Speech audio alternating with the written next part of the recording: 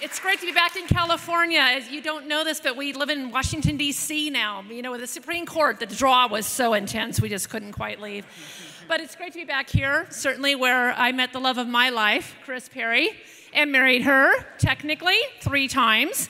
A phenomenon that only this group would really understand. I want to talk about heroes tonight, and we were thrilled and honored when Gavin Newsom, one of our heroes, opened the doors of City Hall, and he welcomed our family and our first marriage and our then little boys. And of course, we celebrated in style that same summer, inviting our larger families and, you know, putting the boys in tuxedos and Converse sneakers because they rejected the ugly ones that come with tuxedos. And had a great time, but then of course that was taken away shortly thereafter. Very difficult time for us. We took a breather from that humility that we experienced and waited for marriage to become an actual legal permanent solution for us. And of course, when Prop Hate, as we called it, passed, we decided we're going to do something about that when we were presented with the opportunity to become involved in the case. And we took the state of California, and then Kris's boss, because she was a Schwarzenegger appointee working in the state of California. And we took our case to federal court, as you all know, and we did win. We did win in San Francisco, and we won over and over again. We won at the appeal court, and then we went to the Supreme Court, and of course, overturned it in California. Unfortunately, not the entire country, which of course is what we need to be. If any of you, by the way, are at our wedding in San Francisco, thank you for coming. And we're sorry we didn't send thank you notes. We didn't really know who was there. But Kris and I know that we would not be here tonight. We would not be here. None of us would be here without the collective efforts of all of you, so many heroes, and a bunch of brilliant lawyers who defended our rights, straight, amazing lawyers. They defended our rights. But also the activists who came before us, who set the stage long before marriage equality was even on the radar. We're grateful to them.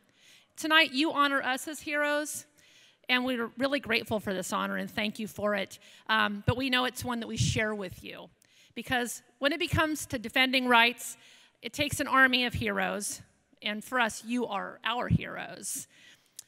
We also want to remember a few of the heroes that we met along the way in our journey. Judge Von Walker examined the history of marriage. And he examined the political, social, and economic impacts of discrimination. He changed history for all of us by ruling for equality and proving that we deserve our rights too. During our Supreme Court arguments, Justice Kennedy called on his colleagues to consider that there is an immediate legal injury, and that's the voice of the children. He said there are some 40,000 children in California that live with their same-sex parents, and they want their parents to have the full recognition and full status of their other kids. The voice of those children is important in this case, don't you think? Well, we are parents, and yes, we do think. And so did Edie Windsor, one of our sheroes, who we met this year after DOMA was repealed. And thanks, of course, to she and Robbie Kaplan. And she told us on a beach in Mexico where she was wearing a black bikini with a rhinestone brooch right in the middle, and a pink fedora. She said that when she heard Justice Kennedy ask that question about the children, and she heard it on the radio, that she turned to Robbie and she said, "We won." And she was right. So.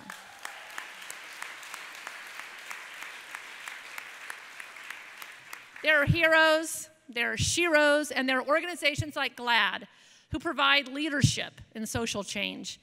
We want to thank GLAAD for continuing to fight for LGBT equality and inclusion in all parts of our lives, not just marriage, but all of our lives.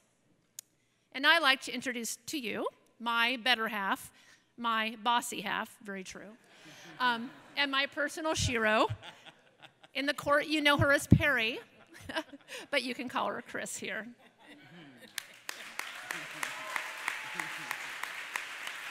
It's so tasteful. I know.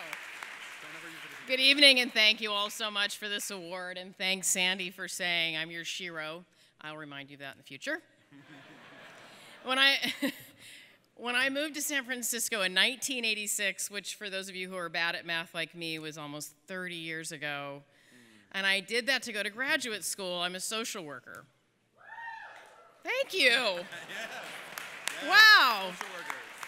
I did that, and I knew I had to live someplace near my people, and I moved to the Castro. And I needed to find a community, so I found a softball team. And even though I was in social work school, everybody on the softball team was a lawyer, a lesbian lawyer, actually. And as time went on, I also thought that I'd like to be a mom. And I went to a lesbians considering parenthood group, which of course now sounds funny, but at the time you had to go to a group to figure out how to be a parent. And that was almost 20 years ago. And now those boys who you've seen, in the younger boys who you just saw in those pictures, have the distinct privilege of not having one mom or just two moms. They have so many moms, and they have so many teachers, and they're being supervised and loved by so many adults, and they feel so privileged to have that experience and to grow up in a world so different than the one I did. I grew up in California 40, 50 years ago now, almost, but I didn't grow up in the Bay Area. I grew up in Bakersfield. Wow.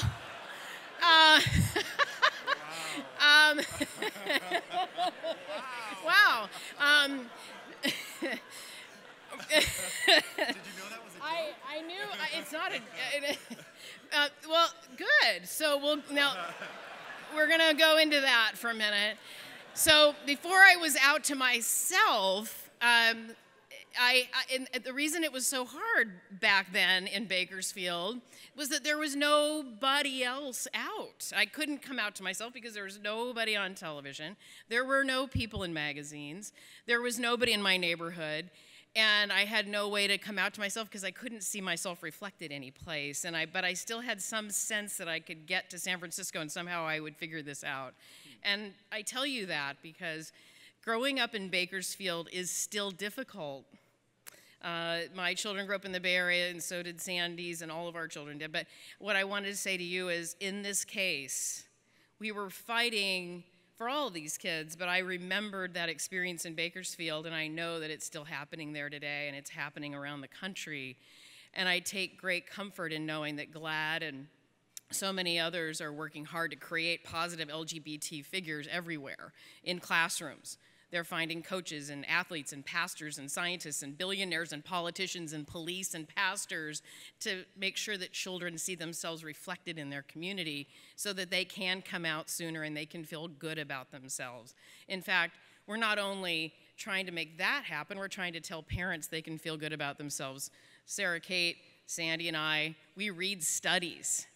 In fact, there were experts in the trial who testified about what a great job gay parents do. In fact, did you know we're doing a better job than straight parents? It's true. It's true. It's hard to believe it, but it's true. It's also hard to believe that it was more than 5 years ago that we started to prepare for that trial. And I hope it's the last one that we'll ever be a part of. It did change our lives forever, and it was a trial where, while everyone else was sharing how smart they were and all of their degrees and the studies they had conducted, I decided to share what my experience had been growing up in California in this very conservative part, the Central Valley, and how harmful feeling less than had been to me. And I testified about the development of all children and how transformational simply being accepted is in all of our lives. The power of choice.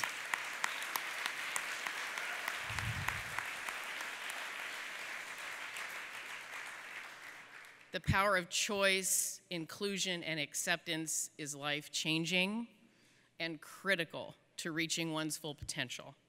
And I think we can all agree that everyone deserves a fair shot at a happy life.